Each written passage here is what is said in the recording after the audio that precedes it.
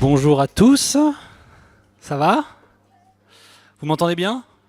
En régie, c'est bon, je parle bien dans le micro? Ok, nickel. Merci d'être avec nous sur ce sujet de la commercialisation, des places de marché, enfin, on verra des petites nuances. Moi je m'appelle Mathieu Vado, je suis consultant en marketing touristique, je travaille beaucoup sur ce sujet de la commercialisation pour les destinations et je vais vous laisser vous présenter, je suis accompagné d'Alexandra et de Nicolas qui vont présenter un peu leur dispositif et sur la base de leur dispositif on va essayer d'échanger, donc on aura un gros... on va se laisser un maximum de temps d'échange pour que si vous avez des questions à poser sur le sujet, même si on va au-delà de votre dispositif, ça sera ouvert. Et du coup, à partir de vos deux exemples, on verra comment on a évolué aussi en 20 ans, parce que ça sera ma petite introduction.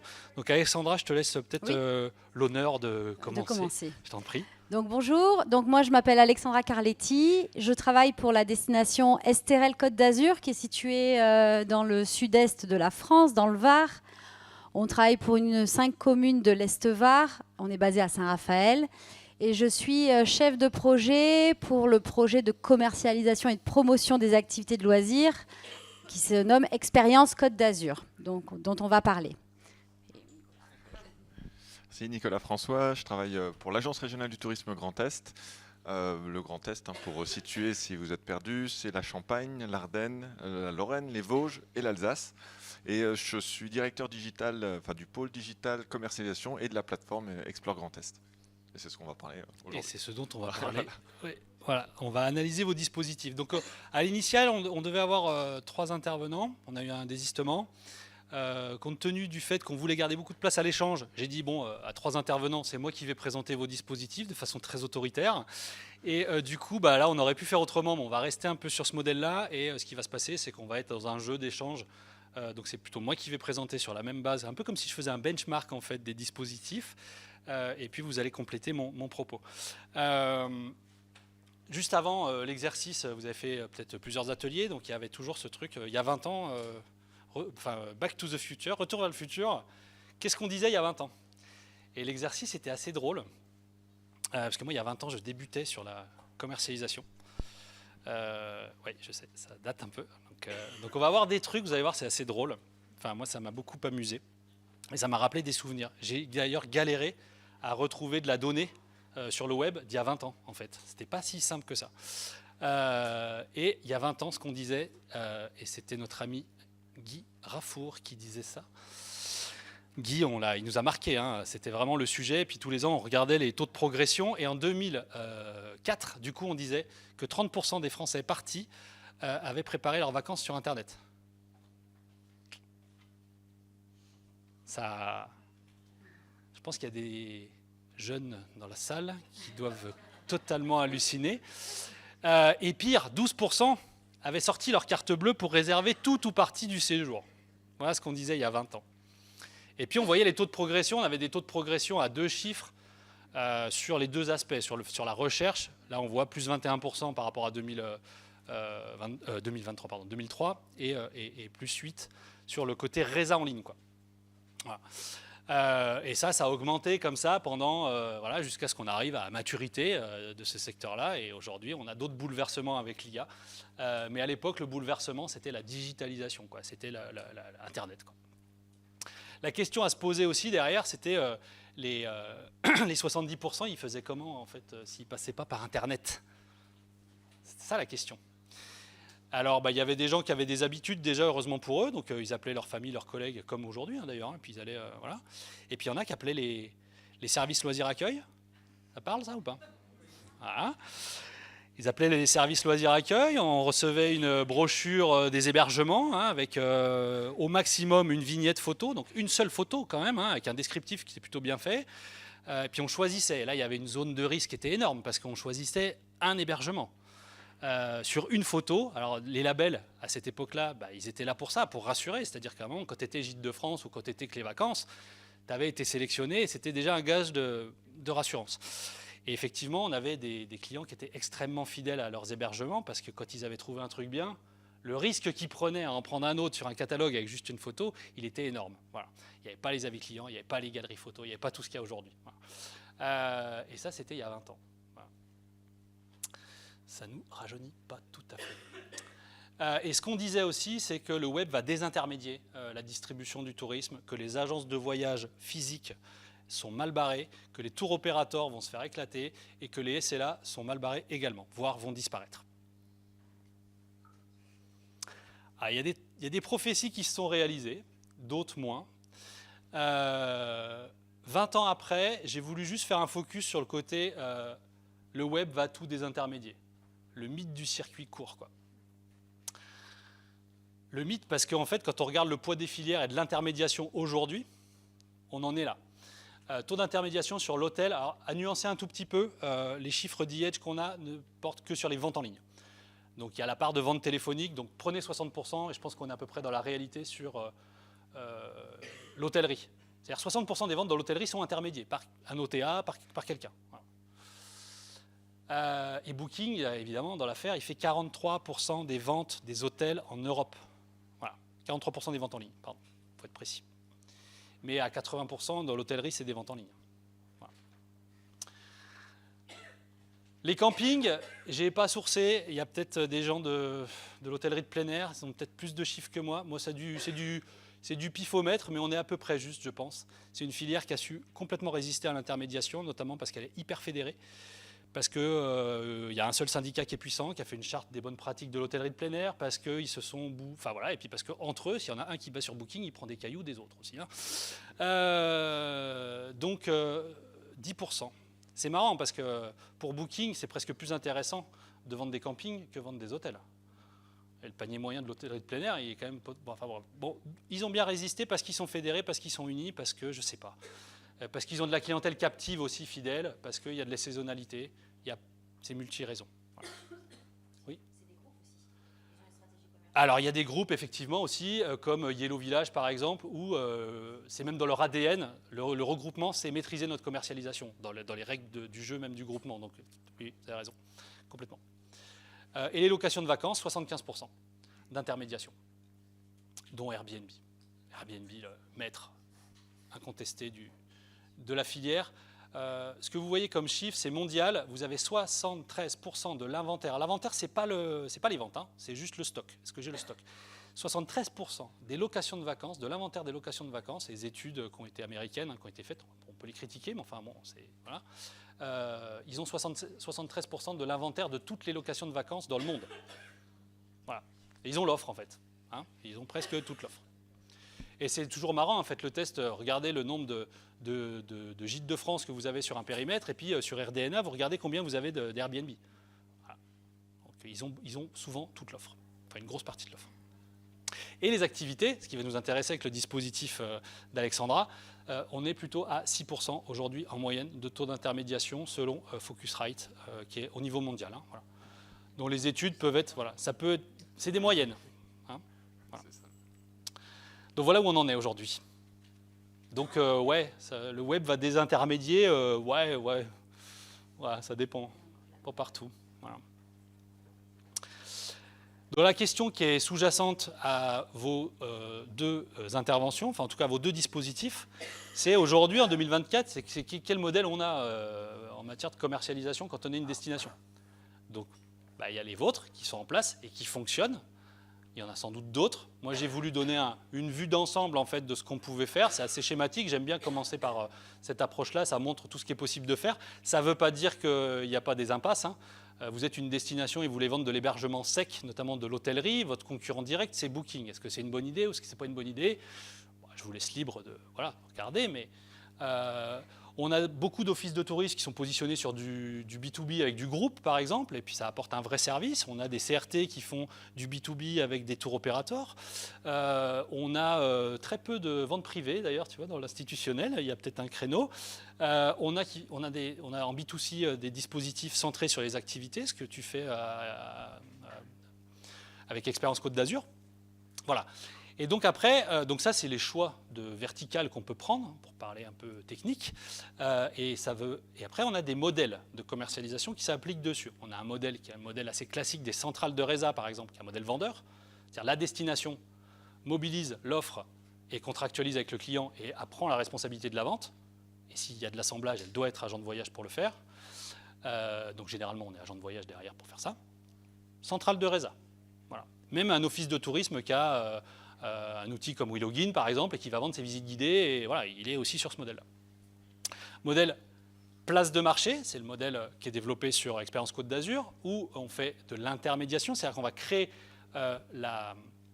les conditions pour que le client achète directement au fournisseur dans un écosystème qu'on va poser, qu'on va logiquement plus ou moins maîtriser. Et puis agrégateur, alors ça c'est plutôt complémentaire, c'est rarement un modèle seul.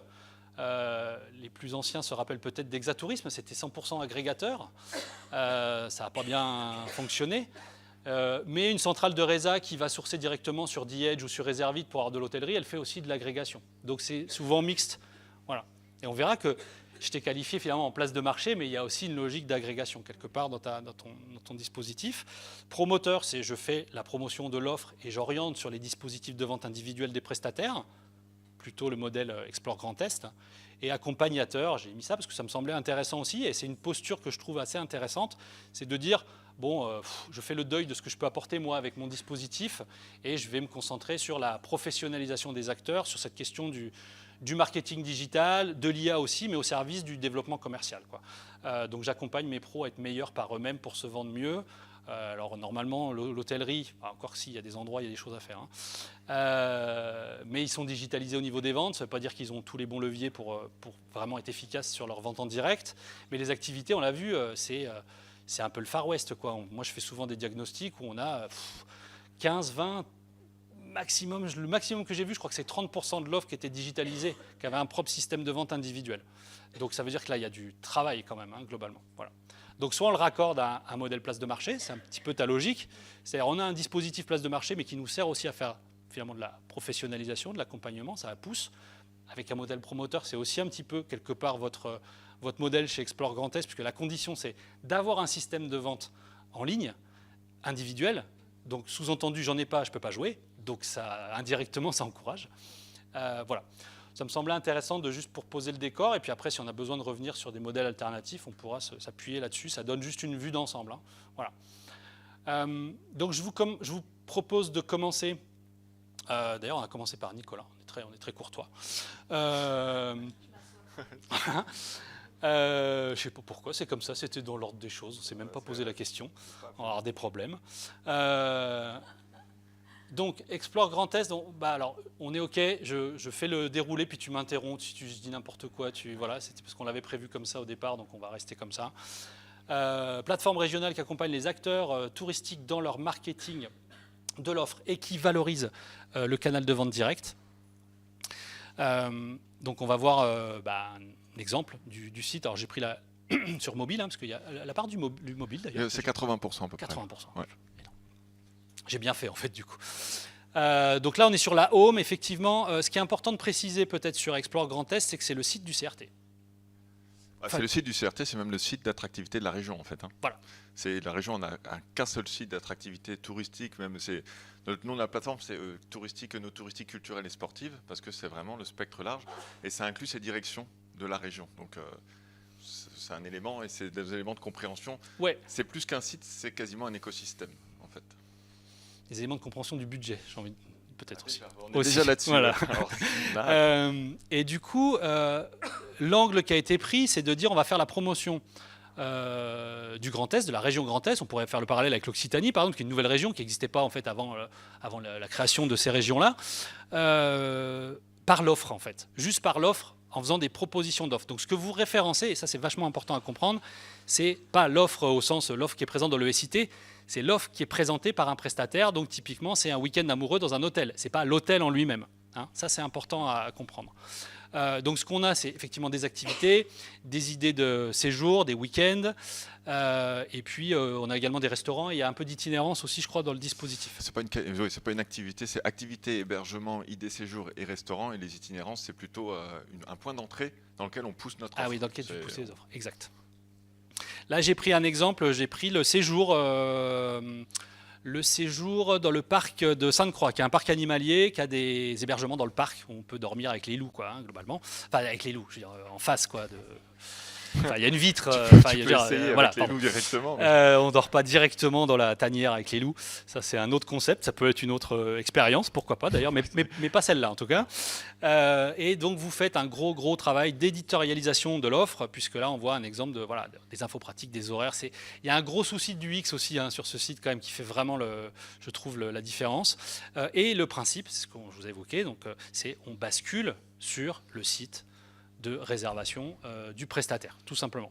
Voilà. Ce qui est intéressant en fait dans l'exemple que tu as pris là, c'est que le parc de Sainte-Croix pour nous c'est un gros porteur sur le secteur du Grand Est. Et en fait lui il ne travaille, il n'a pas d'intermédiation.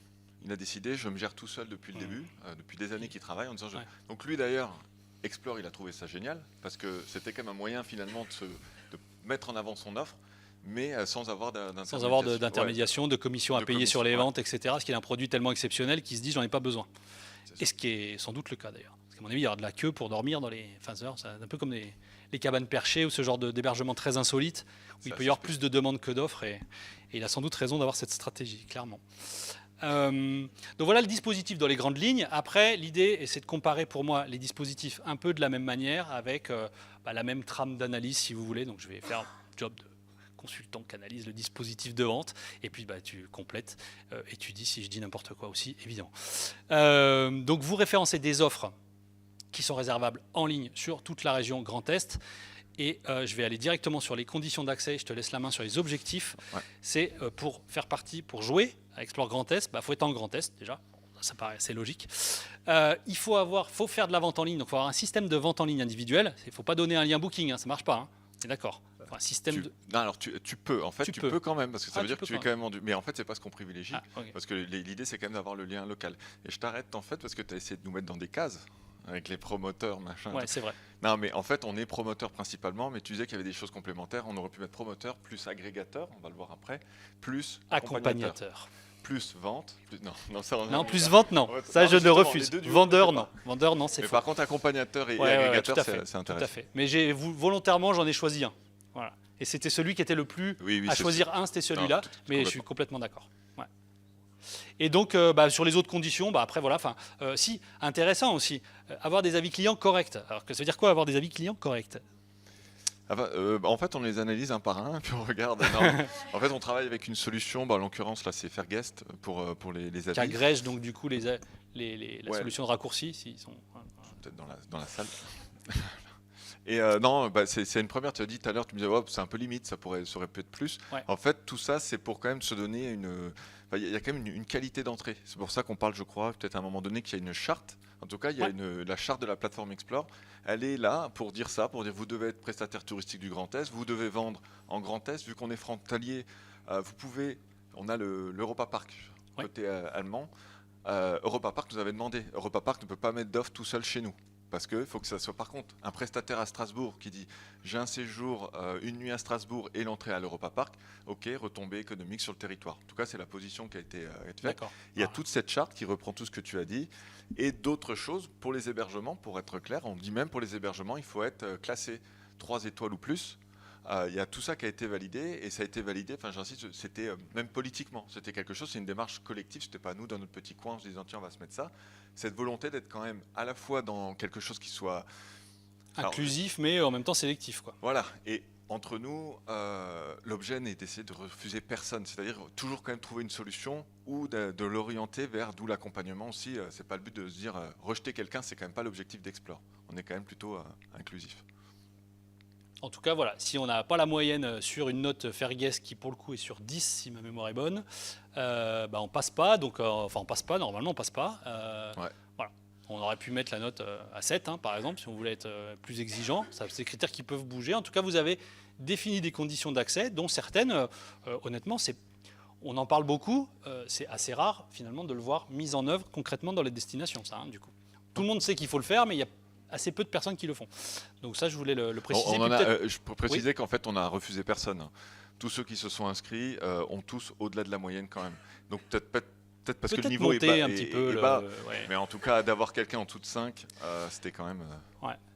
Pour info, les études montrent que généralement les notes sont sur 5, sur Trip et sur Google, c'est sur 5, et quand on est en dessous de 4, on perd la confiance quand même un petit peu, du coup. Voilà. Donc généralement, c'est bien d'avoir 4 quelque chose, voire 4 tout ronds. Mais quand on a 3,8 ou 3,9, c'est un peu la 4e place au JO, quoi. C'est pas très très bon. Ouais. Mais non, mais si, alors allez-y, parce que là on a envie de savoir maintenant. Allez-y, dites-nous. Attendez. Oui. Et puis, par exemple, qui n'aurait pas d'avis client. Oui, mais c'est pour ça qu'après, on le prend cas par cas. Ou quelqu'un qui a repris un restaurant qui se ferait massacrer qu'à 2. C'est pour ça qu'à chaque fois, on va regarder. Oui. On se dit, oui, mais en fait, il vient de relancer le.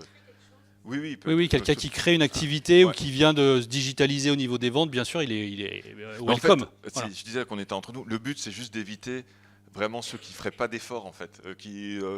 La mauvaise graine. Dans tous ces sujets-là, de se dire vraiment si quelqu'un ne fait pas d'efforts. Et c'est pour ça, franchement, refuser, ma collègue, elle est là-bas, vraiment refuser un acteur. C'est assez rare, ouais. Je ne sais pas si ça arrivait, en fait. D'accord. Sur 3000 offres, quand même. 3400.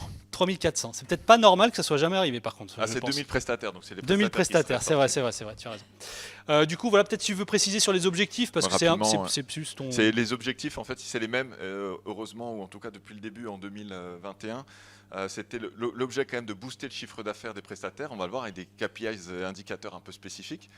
Un peu classique, un peu comme toutes les destinations finalement, promouvoir l'offre touristique, œnotouristique, culturelle et sportive, via nos filières signatures. Les filières signatures, vous avez toutes, c'est l'itinérance, c'est la gastronomie, on en a 6 en tout qui ont été remis sur l'ensemble du Grand Est, et ces destinations dont je vous parlais tout à l'heure.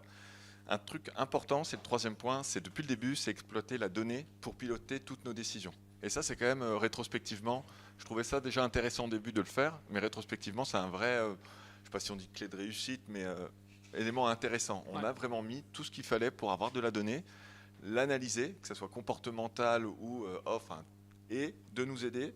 Et factuellement, en fait, ça nous a beaucoup aidé sur ce point-là aussi, c'est-à-dire pour défendre le projet tout du long et nous éviter des discussions interminables sur des choses. Oui, mais je pense qu'il faudrait regarder la data tous ensemble, et ça nous a toujours bien aidé, et même pour les autres sujets. Et le dernier, c'est accompagner les acteurs dans leur montée en compétences dans la commercialisation, en les orientant ou en travaillant avec eux directement. En les orientant sur les solutions de Resa qui sont les plus adaptées pour eux, mais aussi en travaillant le marketing de l'offre, qui est quand même la proposition de valeur du site, quoi. Exact. Sur le modèle économique, alors c'est clair, il n'y en a pas. Il n'y a pas de modèle économique. Sur les modèles promoteurs, il n'y a pas de modèle économique, c'est logique. J'envoie du trafic qualifié sur les sites web des prestataires pour qu'ils fassent la vente en direct. Donc c'est des financements publics, merci le FEDER notamment, mais voilà, pas de frais d'inscription, pas de commission sur les ventes, donc on n'est pas sur un modèle où on peut espérer une rentabilité derrière. Ça, c'est quand même important à signaler, mais c'était pas le but non plus.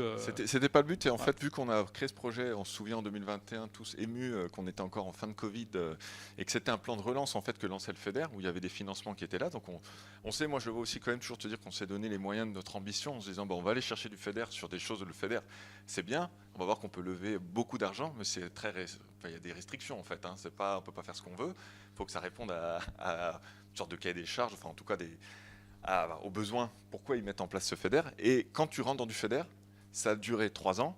Quand tu as fait quelque chose, par exemple, là, c'était d'accompagner ces acteurs gratuitement à se former. Oui, après, il faut trouver. Pendant 5 ans, après, tu peux pas dire j'ai Ouais. fini le FEDER, bon, allez, bonjour tout le monde, maintenant c'est X euros par mois, on change de. Il faut que tu gardes, en tout cas, le même esprit de départ. Ok.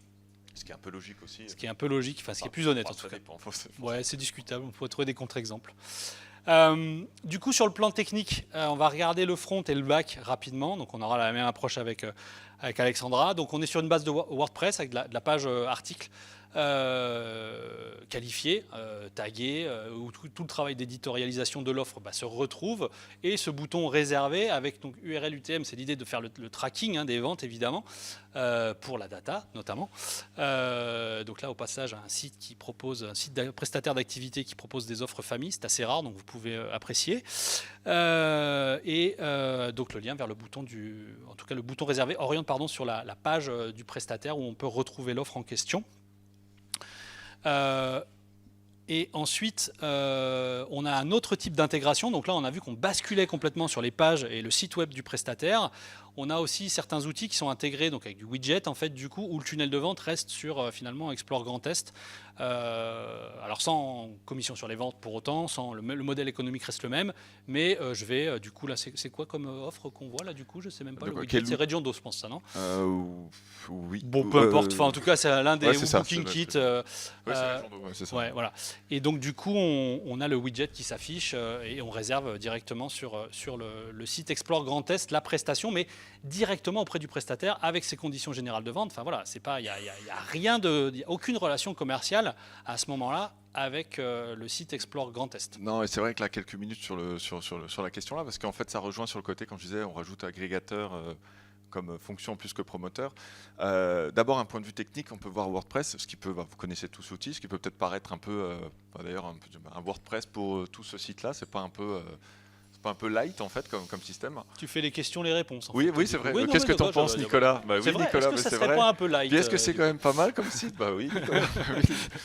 Non, mais du coup, on peut se poser cette question-là. Et en fait, il faut se rappeler que pour sa partie technique, on a lancé ce projet en 6 mois. C'était le deal, c'était de se dire on se lance en janvier, en juin, il fait que le site soit en ligne. Les choix qui ont été faits, c'est d'aller sur quelque chose d'hyper pratico-pratique, efficace. Agile, souple, voilà. On en voit les limites, ce qui était un peu logique dans le déroulé, 3 ans plus tard, et on est là justement en train de transformer cette partie-là. Et à côté, par rapport à ces outils, on dit le principal, c'est le lien direct. J'ai une offre, je clique, comme tout à l'heure pour le parc de Sainte-Croix, j'arrive sur son offre, ou l'offre juste avant. Et par rapport aux différents outils qui pouvaient être utilisés sur le territoire, soit remonter le widget, donc c'est juste, je suis sur l'offre, au lieu de réserver, ça m'ouvre le widget qu'on a pu paramétrer nous de notre côté. Et pour certains, on a fait des tests avec Regiondo, par exemple, pour carrément apaiser, automatiser la remontée des offres de Regiondo. Mais à chaque fois, en fait, on avance toujours en mode un peu... on a toujours avancé un peu test and learn. On ne s'est pas dit, allez, on prend tout, puis on en fait un gros agrégateur. On essaye. De toute façon, c'est compliqué. Ouais, c'est peut-être pour ça qu'on ne l'a pas fait. Ouais, c'est peut-être pour ça.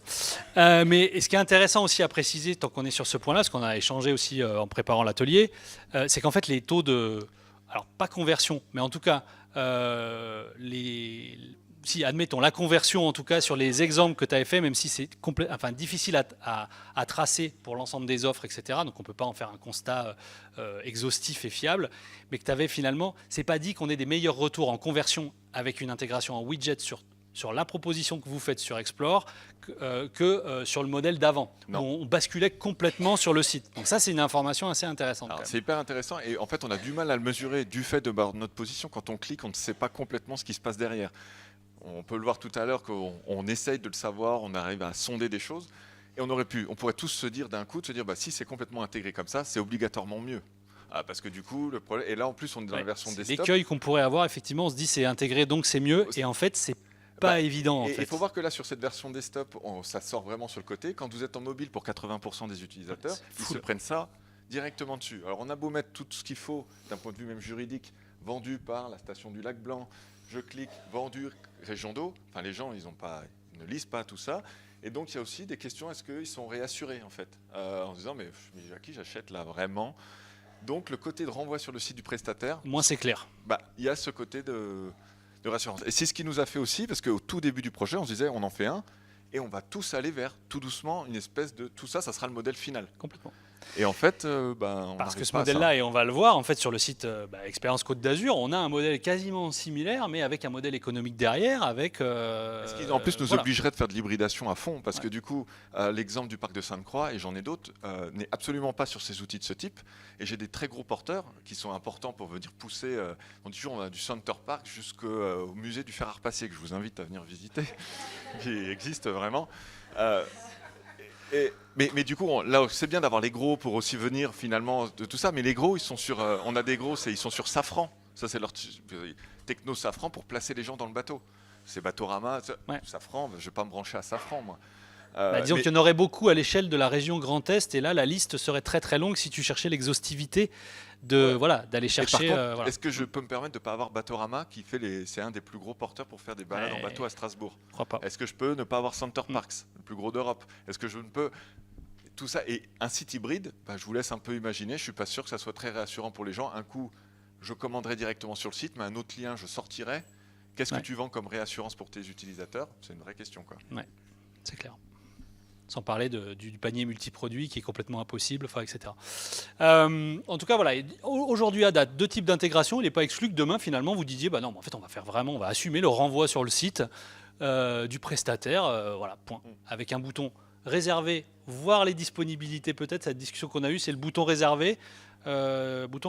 J'étais là, réservé. La sémantique réservée peut être challengée. Je sais qu'il y a des gens qui ont des places de marché ou des centrales de réservation sans doute dans la salle. Le bouton réservé versus le bouton voir les offres. C'était Pierre et Vacances qui avait fait l'étude et ils avaient changé réservé par consulter les disponibilités, je crois, ou voir les offres. Enfin, quelque chose qui était beaucoup moins, sur l'approche beaucoup moins engageante et beaucoup moins injonction, genre réserve. Oui, et ils ont augmenté de 10% leur taux de conversion. Donc, le taux de progression du taux de conversion. Ils ne sont pas passés à 10% de taux de conversion. Attention, ne me faites pas dire ce que j'ai. Voilà.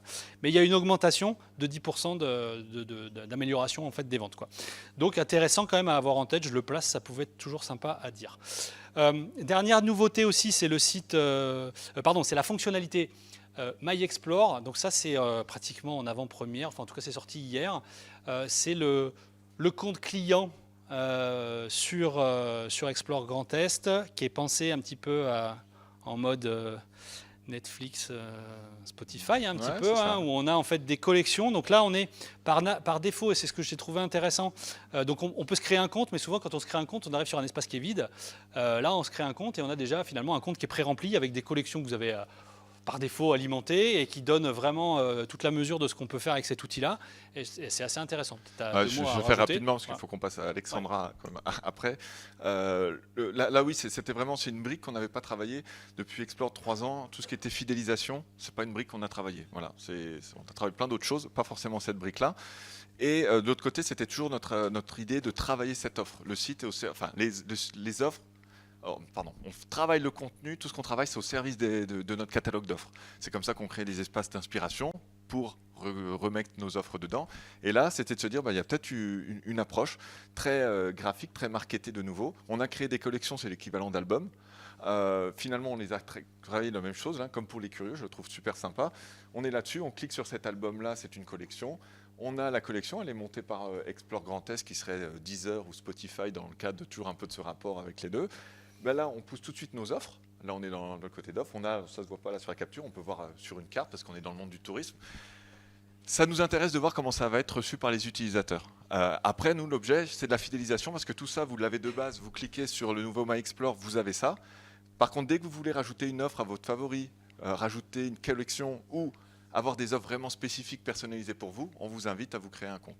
Enfin, en tout cas, ça vient d'être lancé aujourd'hui. Soyez indulgents si vous allez dessus, que vous voyez des choses qui ne fonctionnent pas bien. Non, mais voilà, on retrouve aussi l'idée de la wishlist ou du carnet de voyage, aussi un peu qu'on retrouve sur les sites de destination. On est un peu dans cet esprit-là, mais avec une logique de création de compte et finalement d'essayer de faire revenir, notamment pour des habitants de la région, en fait, de pouvoir avoir des habitudes et revenir et finalement se dire ça fait plusieurs fois que je viens sur le site et du coup je vais moi-même me créer mes collections pour y retourner. Voilà. Bon. Donc à voir, on verra comment ça prend au niveau de la fidélisation. Mais effectivement, après, ça va permettre d'avoir le profil des gens, à partir du moment où ils sont logués.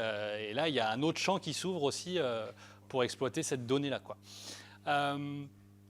Côté back-office aussi pour les pros, ce que j'avais trouvé assez intéressant, puis moi je me suis mis dans la peau d'un professionnel du Grand Est. Je pense qu'ils n'ont pas retenu mon offre parce que, j'ai pas été au bout, puis 2, je l'ai fait depuis Montpellier, donc ça va être un peu compliqué. Je remplis pas les critères. Mais on a donc un espace pro sur une base WordPress aussi, du coup, qui est créé pour collecter les offres, un petit peu comme Airbnb le faisait sur les expériences. Donc je m'inscris et puis on va me poser une liste de questions. Du coup, quel est mon système de résa si j'en ai un, si je fais de la vente en ligne, puisque c'est un critère discriminant. Mon URL pour aller sur l'offre, j'ai été un peu vite, l'URL pour aller sur l'offre. Et puis après, la qualification de mon offre. De quoi il s'agit, je la tag, c'est du bien-être, etc., etc. Je charge des photos. Je ne vous ai pas fait toute la liste, où est-ce que c'est placé, etc. Mais globalement, ça permet de recevoir de façon automatique, en fait, pour les personnes qui bossent chez toi à Explore Grand Est, déjà le premier niveau, déjà la soumission d'une offre, une une forme de déclaration, je veux être sur Explore Grand Est ou je veux mettre une nouvelle offre si j'y suis déjà, et puis de collecter déjà les premiers éléments automatiquement. Donc un petit peu comme on aurait sur un SIT avec un délégué, voilà, c'est le même principe, sauf que là on est vraiment sur de l'offre, au sens séjour ou expérience à vivre. Et donc voilà. L'idée, c'est que le fait que ce test-là a montré qu'au bout de, on l'a vu très vite, 3 ans plus tard, c'est que le fait de mettre en place un bon à publier, parce que c'est quand même ça qui se passe au final, on essaie d'accompagner au plus, je dépose toutes mes offres à la fin, on la retravaille sur le contenu, ainsi de suite. On fait un échange pour dire c'est bon pour vous, on la met en ligne. On aurait pu se dire mais ça va être très compliqué. Enfin, les gens vont. En fait, ça marche. C'est comme ça qu'on a 3400 offres aujourd'hui. 3400 offres, ouais.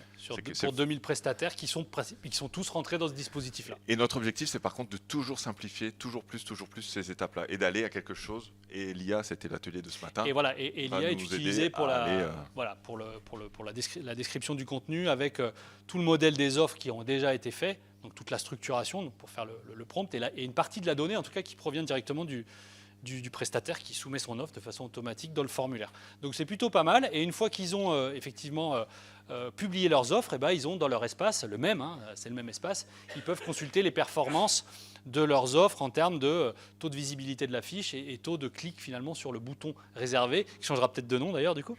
Voilà. Autre point aussi important peut-être à préciser, c'est le côté espace prescripteur pour ça peut être des hôteliers qui prescriraient l'offre d'activité qu'il y a à faire autour ou un office de tourisme qui va utiliser aussi et prescrire les offres sur son site qui sont référencées sur Explore, Grand Est, avec un configurateur de widget où on peut faire sa petite sauce tout seul. On voit un exemple ici sur le site de l'Aube en Champagne qui a fait un carrousel, donc c'est du widget, a intégré le carrousel des offres qui sont en mode ENO, tourisme, et ils en ont fait d'autres. Donc on peut aussi choisir la typologie, donc ce qui correspond plutôt à la logique de la collection, si j'ai bien compris chez vous. Là, on n'est pas dans des collections, mais tu peux choisir ta catégorisation. Et juste dans cet exemple, là, c'est quand même un modèle pour le coup que je suis assez content dans le sens où c'est très vertueux. C'est finalement avec le CDT de l'Aube pour cet exemple. On travaille avec eux depuis le début sur le relais avec les territoires pour aller chercher de l'offre. On travaille ensemble pour le marketing de l'offre et on le voit tout de suite. C'est très quali dans ce rendu-là. Et eux font une landing page pour une campagne. Ils vont chercher 3 widgets. Ça repousse de l'offre de fait qualitative. Et eux mettent de l'argent pour faire cette campagne. Le lien clique, on va directement sur Explore. Et à la fin, on se partage les données. Et finalement, ça, c'est un des modèles et qui marche plutôt bien, en fait. Qui marche pas mal. Et on verra, je pense, voilà, les partenariats. Du coup, ils sont nombreux. Donc, vous avez réussi finalement à fédérer. Alors ça n'a peut-être pas dû être simple tous les jours, mais en tout cas vous avez réussi à fédérer tous les ADT, 32 offices de tourisme, 2 fédérations, enfin après je te laisse commenter parce que ça c'est vraiment, mais en tout cas on sent que le dispositif aujourd'hui il est partagé et peut-être, c'est mon analyse de l'extérieur depuis Montpellier par exemple, du coup je ne suis pas à l'intérieur de votre dispositif où il y a toujours forcément des petites tensions qui peuvent exister sur ça c'est mon job, ça voilà. Le fait d'avoir pris un angle particulier qui est pas je vous présentez pas le territoire comme peut le présenter le CRT Bretagne par exemple ou le CRT Occitanie, ou la plupart des CRT en fait globalement. Vous avez dit nous on présente l'offre Grand Est sous forme d'offres, d'idées de séjour, d'expérience. Et donc du coup chacun peut arriver à dire moi je fais la présentation de mon territoire, l'Alsace présente l'Alsace, les Vosges présentent les Vosges, etc. Et donc du coup vous dedans vous êtes en complémentarité parce que vous présentez des offres dans les Vosges et des offres en Alsace qui n'est pas tout à fait la même chose en fait du coup. C'est ma vision peut-être. On est en complémentarité mais on arrive à fédérer beaucoup de monde et la majorité des acteurs parce qu'aussi en fait faut être très clair, on se marche pas dessus. En fait, tu le disais, on est très complémentaires sur les outils. On n'est pas arrivé, nous, à une échelle de 2 fois la Belgique. Bon, écoutez, on n'a qu'un seul outil, maintenant vous mettez tous dessus. Là, j'en aurais peut-être 2 sur mon slide, ça serait beaucoup moins. En fait, là, on est très complémentaires, on avance. Mais par contre, sur le contenu, même si c'est l'offre en premier, on a beaucoup de pages de contenu qui rentrent par les filières, par les destinations. Puis là, on voit l'ensemble des partenariats avec tout cela. Les départements qui ont des rôles des fois très spécifiques, ils animent eux-mêmes leur territoire, ils ont des accès sur la plateforme de collecte, comme la Meuse, les Ardennes. La Chambre de métiers d'artisanat pour toute sa partie offre de sens et matière, c'est des offres pour des stages autour du travail du cuir, de la pierre, tout ce que tu veux. Et l'Aube dont on parlait tout à l'heure. Oui, je peux. Merci. Le modèle promoteur, légalement, ça ne nécessite pas d'immatriculation. D'accord. Non, il n'y a aucune responsabilité sur la vente. Là, à la base, on Bah, apporte du trafic qualifié sur le site et c'est tout. Ouais, quoi. ça nous a demandé quand même, moi j'ai toujours une meilleure copine, c'est ma juriste quand même, depuis le début de ce projet. Non mais pour s'assurer par rapport à votre question que et toutes les petites mentions un peu partout sont faites juridiquement pour s'assurer. Ouais, quand que tu as une notre intégration des widgets, tu peux te poser éventuellement un peu plus de questions, mais sur du bouton réservé qui envoie sur le site du prestataire, je veux dire, faut pas se faire des nœuds au cerveau. Hein. Il y a zéro risque. Hein. Voilà. Budget. Eh ouais, il y a des sous. Il y a des sous dans le Grand Est. C'est 3 ans. Hein, Oui, c'est sur 3 ans. C'est pas le budget annuel. Alors je vais rappeler, parce que là je sens qu'on a jeté un froid. C'est le site du CRT, il y en a 50% qui sont de la campagne de communication. Je fais ta justification, c'est n'importe quoi. Mais du coup, voilà, il y a 50% c'est de la campagne de com et si on prend le budget com d'un CRT et qu'on le met dedans, enfin je veux dire, je pense qu'on remet quand même quelques pendules à l'heure. Et puis pour le reste, je laisse éventuellement non, mais c'est ça. Enfin, non, mais c'est même pas de la justification. C'est encore une fois, c'est de l'argent qu'on est allé chercher. Et on s'est donné, ce que je disais un peu tout à l'heure, les moyens de cette ambition sur 3 ans, 5 millions. La moitié, de toute façon, c'est dédié à de la communication au sens de l'ART.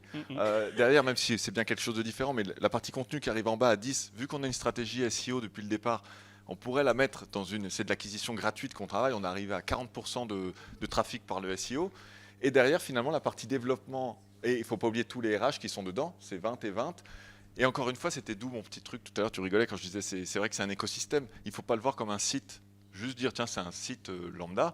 C'est un écosystème avec l'accompagnement qu'on a derrière et tout ce qu'on va avoir, il va devenir outil de monitoring, espace d'entrée multiservice pour tous les acteurs aussi. C'est dans cette démarche que c'est fait. On n'a pas un site de CRT à côté ou un site d'agence d'attractivité à côté aussi. Quoi. Voilà. Ouais, c'est encore... Ouais. Et en tout cas, le dispatch là, même si les budgets sont différents, on reste sur ce dispatch là à peu près dans cette équipe 60% com. Donc c'est à peu près les mêmes budgets que chez Expérience Côte d'Azur, je crois. Oui, tout à fait. Et donc au niveau des performances, du coup, derniers éléments, donc on l'a bien précisé, 3000 offres, 3400, parce que c'est à date, donc merci d'ailleurs d'avoir joué le jeu, d'avoir donné les derniers chiffres.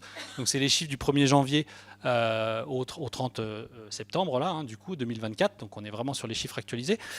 2000 prestataires, 3400 offres, ça on l'a déjà dit, à peu près 180 000 sessions sur le site Explore par mois. On va s'intéresser au chiffre d'affaires. Alors, chiffre d'affaires, on peut pas parler de chiffre d'affaires parce qu'il n'y a pas de vente direct au sens voilà. Par contre, on a de l'intention d'achat qui est calculée. L'intention d'achat, c'est le nombre de boutons, le nombre de clics sur les boutons réservés multiplié par le prix à partir d'eux, ce qui nous donne les 26 millions et les 158 000 clics sur des boutons réservés donc du 1er janvier au 30 septembre. Précision sur le taux de conversion, donc on n'était pas... Bon, j'ai dit ça c'est pas un taux de conversion, tu m'as pas démenti tout à fait d'ailleurs, parce que c'est pas vraiment un taux de conversion. On est sur le taux de conversion, il faudrait appeler ça le taux d'intentionniste, c'est-à-dire c'est le nombre de boutons, de clics. Voilà, c'est pas la vente. Donc on n'est pas à 10%, parce que 10% de taux de conversion sur un site, c'est du jamais vu. Booking fait entre 3 et 4 un maximum, donc tu aurais été super-héros. Là, on est sur effectivement un taux de conversion, un taux d'intentionniste. Voilà, donc c'est sur le volume, sur les 180 000 sessions mensuelles, combien cliquent sur le bouton réservé ? 10%. Voilà. Important à préciser. Et après, pour terminer, moi ce que je peux, et c'est la discussion qu'on a eue, puisque il faudra avoir un panel suffisamment représentatif pour tracer le trafic qui arrive sur un site ouvert, sur un D-Edge, sur un Reservit, donc c'est les moteurs de résa des prestataires qui sont derrière, pour dire, voilà, la conversion elle est à temps, tu l'as fait sur quelques-uns, ils t'ont fait des retours entre 6 et 9% de conversion, donc là de la vraie conversion sur le trafic qui leur est apporté. Et effectivement, c'est à peu près ça. Moi, j'avais les chiffres, vous savez, sur Google, sur les fiches établissement des activités, vous avez le comparateur de prix de Google, je ne sais pas si vous voyez ce que je veux dire, avec un prix et un bouton. On a des solutions qui nous donnent, qui ont des channel managers et qui envoient les prix en fait là-dessus. Et par exemple, sur le trafic qui arrive sur une fiche Google, qui clique, le nombre de clics qu'il y a sur le prix et qui ensuite vont à la réservation, c'est 10%. Donc si on mettait 10% à peu près derrière les intentionnistes, en fait, du coup, on devrait être quelque part dans une forme de réalité plus ou moins. Voilà. Faut qu'on accélère. Faut qu'on accélère. Il est... Voilà. Eh ben on y est. Voilà. Donc, C'est pas ça. donc on change de dispositif. Si vous avez des questions, vous les notez. Et là, on va parler du dispositif d'Alexandra. Donc expérience Côte d'Azur. Donc tu l'as précisé, mais c'est Fréjus, Saint-Raphaël. Puget-sur-Argence, les Adrets de l'Estérel, Roquebrune-sur-Argence. Merci. Toute cette Ça, belle c'est la zone-là. destination Estérel Côte d'Azur, mais Absolument. Expérience Côte d'Azur Ouais. est sur un modèle un peu différent puisqu'on est ouvert. On a une autorisation de commercialiser au-delà de notre territoire, donc on peut dire qu'on englobe un peu plus la Côte d'Azur. Ouais, c'est vrai. D'où le nom Expérience Côte d'Azur, Exactement. puisque vous pouvez dépasser aussi les frontières de votre territoire en termes d'offres, en tout cas. On est sur un site, donc vraiment la place de marché, site orienté e-commerce, comme on peut le voir, avec des fiches produits. Là, on voit une intégration en fait de Regiondo, c'est l'outil. Ce qui est intéressant, c'est qu'on est, j'ai mis marketplace activité, donc il n'y a que de l'activité. Il y a un peu de séjour, non pardon. Il y a Oui, quelques séjours qui sont quelques vendus comme séjours. des expériences. On pourrait considérer que c'est des activités qui incluent de la nuitée. Donc c'est voilà, des expériences. Pluguées à différents systèmes de vente en ligne. C'est un petit peu ça, entre guillemets, la particularité et presque l'innovation, parce qu'aujourd'hui, sur les marketplaces, on était Alliance Réseau, donc on avait Haddock et OpenBillet, on est Eloa, on n'a que du Eloa, on est Regiondo, on n'a que du Regiondo. On pourrait en avoir d'autres. Là, l'intérêt, c'est qu'on a plusieurs technos qui vont pouvoir être proposés aux prestataires. Hein. C'est C'est juste. exactement ça. Ok. C'est que la destination s'adapte à ses prestataires et c'est plus l'inverse, comme c'était le cas il C'est y a vrai. Et quelques toi, ta années. problématique de mémoire, c'était de dire, en fait, moi, j'ai des prestats qui quittent le navire Regiondo, parce Voilà. qu'à la base, alors, c'était lancé en 2017. Au départ, tu étais mono-outil. Voilà. Place de marché, développé avec Iris, je crois, sur le site web, et Regiondo Et Regiondo. En sur API, l'outil marketplace, et finalement l'outil métier apporté à chaque prestataire qui l'utilisait soit en extranet, s'il ne voulait pas l'utiliser sur son propre outil, juste pour alimenter la C'est plateforme, ou souvent, et Voilà. c'était le but, c'est que ça devienne son vrai outil de vente en ligne, comme ça tu accèdes au Graal, Voilà. c'est-à-dire la les a disponibilité accompagnés. temps réel de l'ensemble de son stock. Exact. On les a accompagnés pour qu'ils puissent se digitaliser à l'époque et c'est surtout ceux qui n'avaient pas d'outils. On leur en a ouvert un via Regiondo parce que nous, c'était un petit peu la condition pour qu'ils puissent remonter sur notre site e-commerce, quoi. Et ce modèle-là, en fait, moi je travaille beaucoup sur la question des activités. Le modèle place de marché tel qu'il est pensé comme ça, c'est-à-dire je pousse, là en l'occurrence c'est plus confort que d'en pousser un seul outil, j'en pousse plusieurs potentiellement. On va voir, là, en l'occurrence c'est Rezamar, il pourrait y en avoir d'autres. Et il y en a d'autres d'ailleurs qui peuvent être poussés. À partir du moment où on va chercher la disponibilité et le prix dans le dispositif de vente qui est utilisé au quotidien par le prestataire, on a 100% de son stock. Et Exactement. on a de la dispo fiable. Et avoir de la dispo fiable sur les activités, je ne sais pas si vous avez déjà essayé sur un modèle vendeur, c'est pas super facile. Donnez un extranet à un prestataire pour qu'il vous donne ses disponibilités et ses prix, puis qu'il le mette à jour en saison. Et ça marche pas. Non, Voilà, c'est pas compatible. Ça marche pas. C'est le gros intérêt de ce dispositif-là. C'est que tu peux accéder à tout le stock. Et donc, Voilà. quand il y a de la demande, toi, tu as l'offre. Tu as Exactement. l'offre et tu as la dispo fiable. Tout à fait. Ouais, Voilà. c'est ça. Du coup, peut-être tu veux préciser sur les objectifs Oui, et bah, le du coup, modèle effectivement, économique. Voilà, nous, l'idée, c'est vraiment de structurer toute l'offre loisir du territoire en utilisant tous les systèmes de réservation de chaque prestataire, ou du moins le plus possible, parce que, bon, après, il y a des côtés techniques, tout n'est pas faisable, et de pouvoir, du coup, récupérer toute l'offre et de la mettre à disposition de nos revendeurs, donc office de tourisme et hébergeurs, et également à mettre sur notre site e-commerce expériencecote-d'azur.com. Donc en fait, créer vraiment un vrai maillage territorial.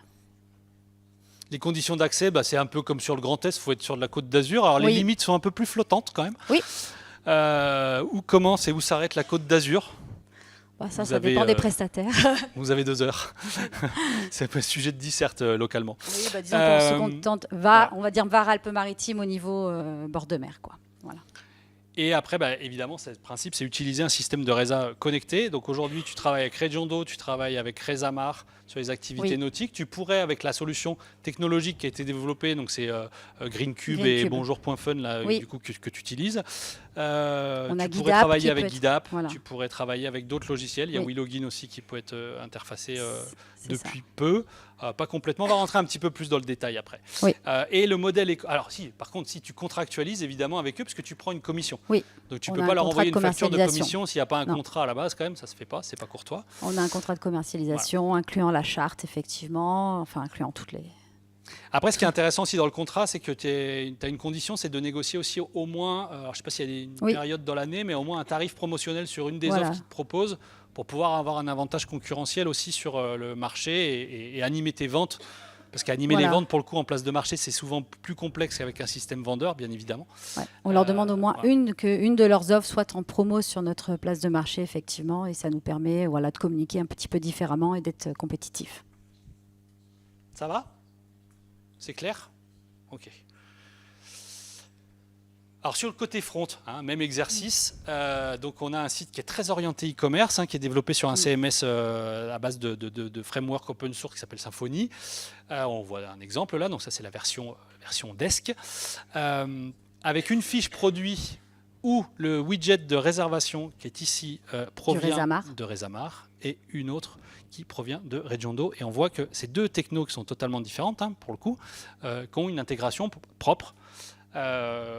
Concrètement, en fait, la technologie va chercher en API les données froides dans l'ensemble des logiciels. Donc, tout le descriptif produit remonte automatiquement en API. Et la donnée chaude, donc la dispo, le prix, est utilisée pour l'heure avec des widgets de réservation. Donc, très proche de finalement le modèle d'intégration qu'on a vu tout à l'heure sur Explore. Oui. Sauf que là, on a un modèle éco et qui a un vrai effort aussi sur le côté UX, enfin design, du coup. Et donc oui, pour l'instant, comme tu disais, parce que donc c'est un projet qui va évoluer, puisque l'objectif à terme, c'est de pouvoir intégrer en full API également la donnée chaude. Là, on voit le back-office aujourd'hui, puisque en fait, le framework, ça sert à faire, ça gère le front et le back. Du coup, vous avez là, c'est la même techno. Et donc, aujourd'hui, le back-office, il sert à administrer les offres et donc toute la remontée des données froides qui remontent en API, que tu peux, toi, requalifier, remettre des tags. C'est vachement important parce qu'en fait, le critère, ce qui est défini en critère de filtrage sur Regiondo ou sur Resamar ou sur GuideApp, il n'y en a pas un qui a la même nomenclature. Oui. Donc, si tu remontes ça, en fait, c'est un truc, c'est pas possible. Donc, toi, tu gères des filtres, des tags. On requalifie l'offre, voilà. Effectivement. On peut, et on a aussi sur chaque fiche produit une FAQ qui ne remonte pas des offres prestataires que nous, on va nourrir chaque jour pour essayer d'être... Bon, ça, c'est pour côté SEO et donc après, tu as alors le côté données chaudes, donc la réservation, ce qui est utilisé là aujourd'hui, c'est des widgets de réservation. Oui. Et ce qui se passe, c'est qu'en fait, si tu veux être sûr que la vente soit faite, il faut que, d'une manière ou d'une autre, tu aies une traçabilité des ventes quelque part. Et donc ça, c'est pareil, ils vont le chercher en API, c'est ce qu'on appelle le POST en fait, c'est-à-dire c'est les données API POST, c'est ce qu'on va chercher en données de réservation. Et en fait, ils sont dépendants des solutions technologiques. Donc je dis là, en l'occurrence, c'est la société. C'est l'agence Greencube. Bonjour.fun. Oui. Je sais que Raccourci aussi, ils sont présents ici. On travaille aussi sur globalement les mêmes bases. Ils sont dépendants de ce qu'il y a dans l'API, des solutions techno qu'ils agrègent. C'est-à-dire aujourd'hui, ils sont capables de remonter les données de vente qui proviennent de Regiondo et de Resamar. Ici, là, ce qu'on voit ici. Par contre, ils peuvent pas le faire pour GuideApp. Parce que GuideApp, en fait, dans l'API, il n'y a pas. Donc, c'est pas qu'ils sont pas bons. C'est qu'en fait, ils peuvent pas le faire. Pour l'instant, il n'y a pas. Ouais. Donc, il faut que... C'est toujours pareil, les systèmes communiquent entre eux. Donc, quand il n'y a pas la donnée, on ne peut pas le faire. Donc, GuideApp, on ne peut pas le faire. Voilà. Willogin, c'est pas fait, mais ce serait possible. Eloa, c'est pas fait, mais ce serait possible. Et Loki, c'est pas fait et ce serait pas possible. Non, Loki, oui. Donc, ça, après, ce sont les positionnements de chaque système. Toi, tu navigues, tu avais besoin du multifournisseur, c'était presque une question, pas de survie, mais entre guillemets, tu perdais des gros prestataires qui faisaient beaucoup de chiffre d'affaires, ils sont passés sur Resamar, donc tu pouvais pas dire, moi je reste sur Regiondo et puis tant pis pour eux. Par contre, tu vas perdre sur certains aspects, là à court terme en tout cas, parce que c'est un peu moins pratique. Il n'y a pas du panier multiproduit non plus, c'est important à préciser. Voilà, pour l'instant, il n'y en a pas. L'objectif, c'est d'en avoir. Évidemment.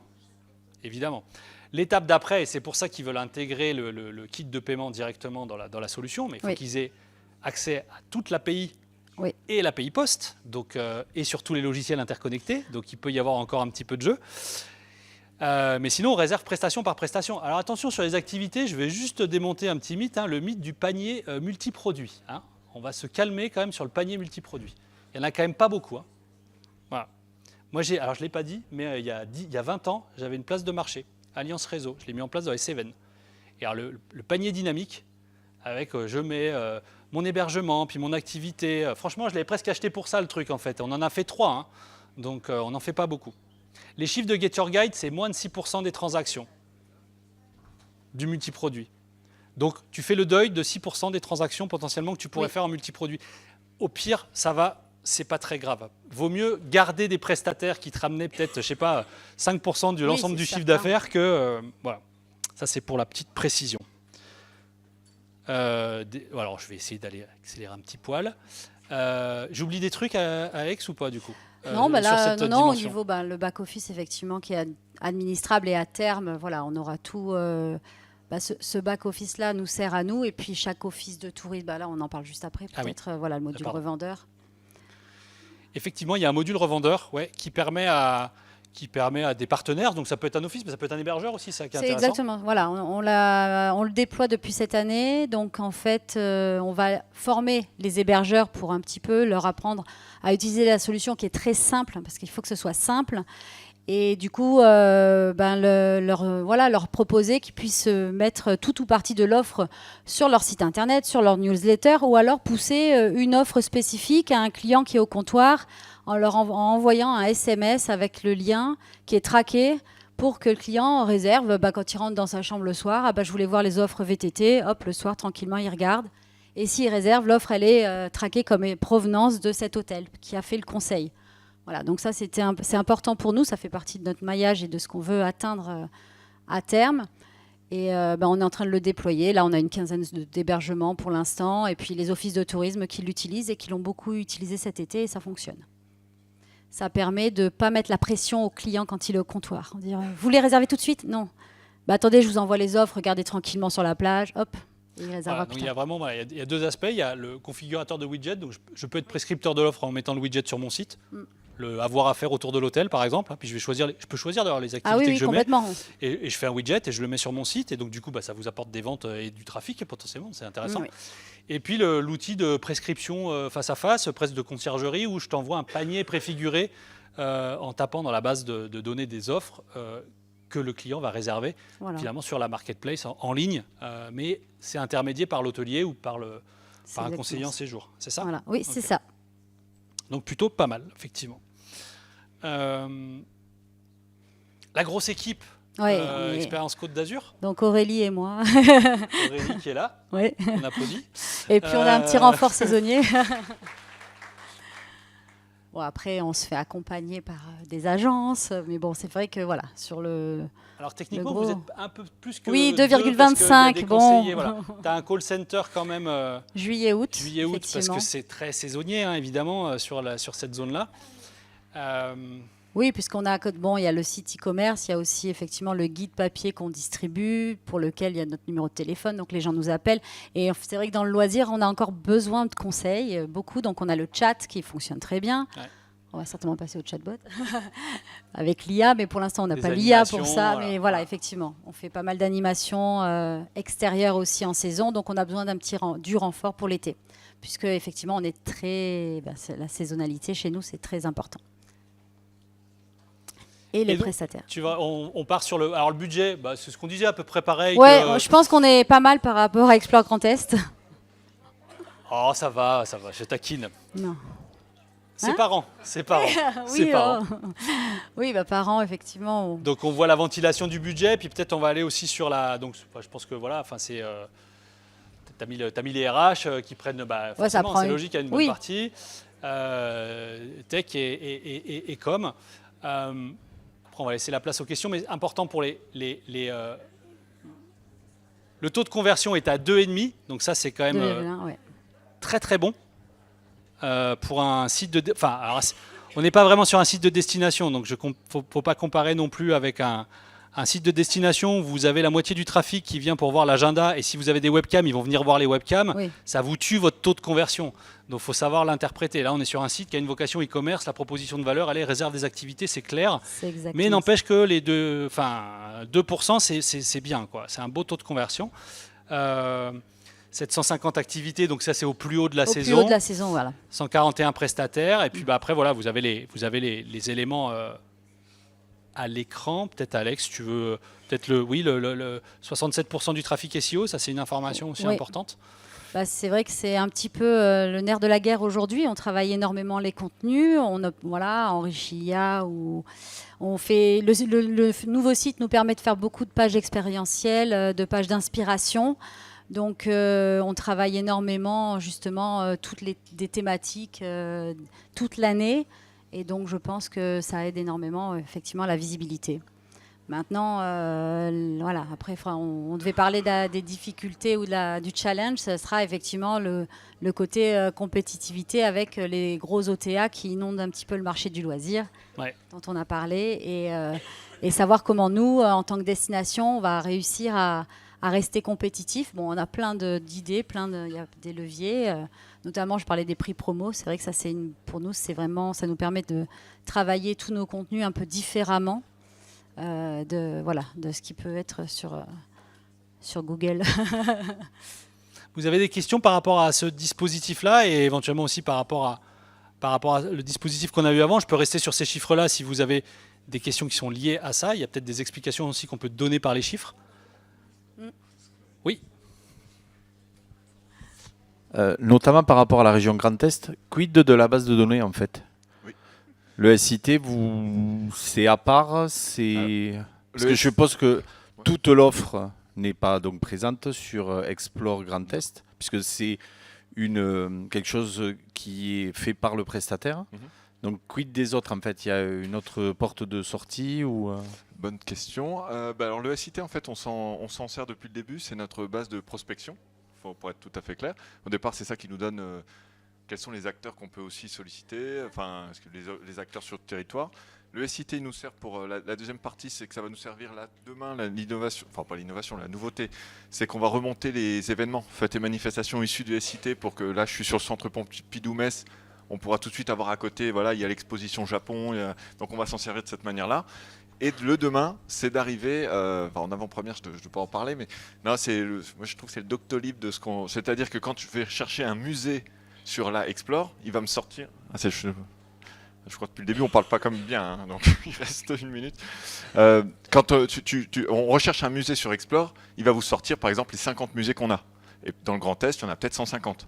L'idée, c'est que demain, avec les SIT, on puisse avoir les 50 qui remontent parce qu'ils sont digitalisés, ils sont présents avec marketing de l'offre, mais qu'on ait aussi, comme sur Doctolib, tous les ostéopathes quand on les demande, mais ceux qui ne sont pas aussi sur Doctolib sont quand même listés pour qu'on ait l'information et de se dire quand même, ok, il y a ce musée-là, par contre si je clique dessus, j'ai pas de fiche produit. Donc c'est si quand même, non. Ah non. Oui, en front. Ouais, mais je peux pas. Justement au départ, je disais mais c'est faux, il nous sert tous les jours en fait. Non, mais... Ouais. Il n'est pas plugué. Techniquement.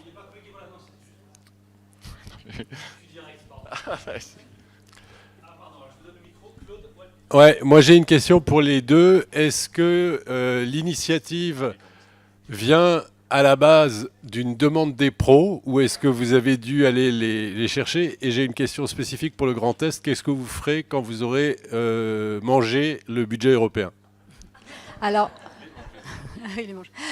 pour répondre pour notre territoire, nous, effectivement, on avait identifié le besoin, mais c'était aussi une demande des prestataires d'activité. Oui, activité. Ils avaient besoin qu'on les accompagne pour pouvoir trouver un outil mutualisé et surtout réduire les coûts. Parce qu'à l'époque, il n'y avait pas beaucoup de systèmes sur le marché. Et puis, les coûts étaient assez chers pour pouvoir se lancer. Donc, en fait, on a fait ce rôle-là aussi, oui. Moi, je crois qu'on n'a plus le temps. Non, je crois que c'est fini. C'est pas grave, on a un peu débordé. Non. Non, mais c'est vrai, je crois que c'est fini. Non, mais pour la question, non, nous, c'est d'abord pour le lancement, vu que c'était après le Covid, sincèrement, c'était quand même une demande des pros.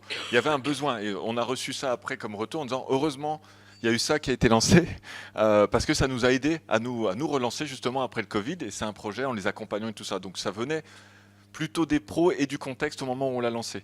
Et non, et pour l'argent, très, très franchement, les 3 ans sont passés. Là, je les ai plus, ils ont été utilisés. Pour la suite, en fait, c'est quand même, il y a 2 choses. C'est déjà, en tant que CRT, on a notre propre budget, même si un peu peut-être comme partout, c'est des budgets qui sont quand même plutôt vers la baisse que vers l'augmentation. Le changement pas de paradigme, mais de choses, c'est que Explore, il est au cœur du dispositif de notre schéma régional touristique. Donc, dans tout le budget qu'on a à l'ART, de se dire qu'il y a un budget propre pour l'outil digital central de l'écosystème pris dans le cadre du budget de l'ART, c'est quelque chose qui se tient. Et par contre, pour aller plus loin, il y a quand même un modèle économique qu'on est en train de voir. Vu qu'on va avoir un outil de monitoring et avec des données qu'on va pouvoir partager, il y a des choses qu'on va essayer de monnayer. L'accompagnement qu'on a mis en place, non, parce que c'est le nerf de... puis on n'a pas, presque on n'a pas le droit, puis c'est pas notre volonté, tout ce que tu veux. Par contre, arrêtez peut-être d'offrir tout gratuitement à vitam aeternam sur certains nouveaux services qui seraient mis en place. Alors moi, c'est une question pour la région... La région Grand Est, c'est le quid de la mise à jour des données. C'est moi. Le quid de la mise à jour des données, puisqu'effectivement, on voit que ce n'est pas connecté au SIT pour faire remonter l'offre. Donc, comment se passe la mise à jour de ces offres ? Oui, il y a un suivi, oui. Alors, je ne sais pas si tu parles d'Airtable.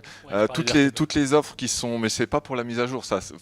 Airtable, toutes les bases qui sont là, on s'en sert. Elles sont synchronisées avec un outil. Je ne sais pas si certains connaissent, qui s'appelle Airtable. C'est une sorte de je trouve super outil type Excel partagé, tout ça. Donc toutes les équipes peuvent travailler dessus, avoir un accès, faire leur vue comme elles veulent. Donc ça aide au suivi de ces offres. Mais sinon, c'est une mise à jour quand même annuelle. Donc c'est-à-dire en toute fin d'année, un peu, on dit est-ce que vos offres sont toujours à jour ? Il y a des relances.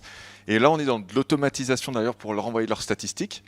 Que tous les 4 mois, ils aient des statistiques automatiques. Regardez, voilà ce que vous avez fait sur ces 4 mois pour vos offres. Et chacune de leurs offres en automatique, avec dire attention, cette offre-là, elle arrive en fin de date de validité. Donc on essaie d'automatiser les choses, mais c'est une vraie bonne question. Et tu as une période de validité aussi de l'offre, donc du coup à la fin de la période de validité, forcément tu as forcément le challenge de dire elle est toujours, on la refait pas, elle est toujours à jour ou pas. Voilà. Ouais, tout à fait.